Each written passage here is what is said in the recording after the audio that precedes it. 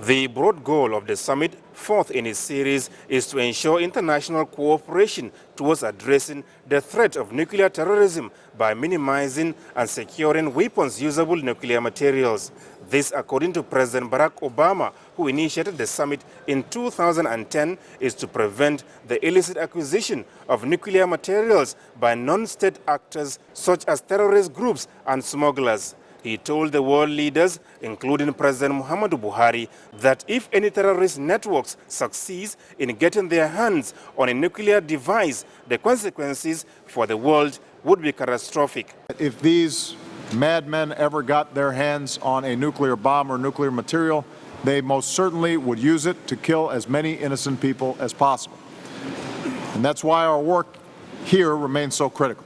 Just the smallest amount of plutonium, about the size of an apple, could kill and injure hundreds of thousands of innocent people.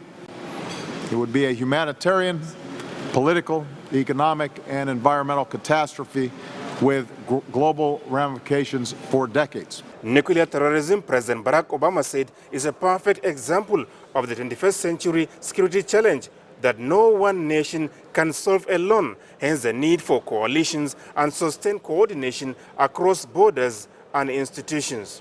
So we cannot be complacent.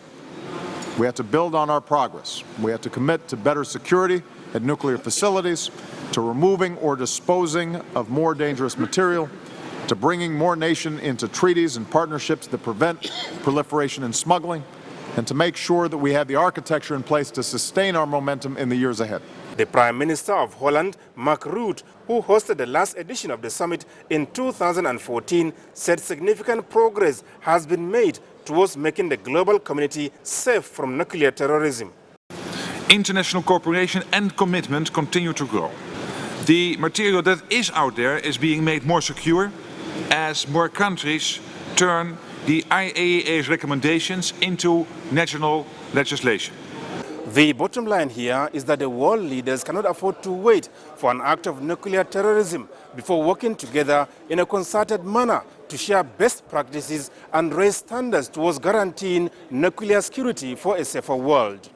From Washington, D.C., Adamu Sambo, NTA News.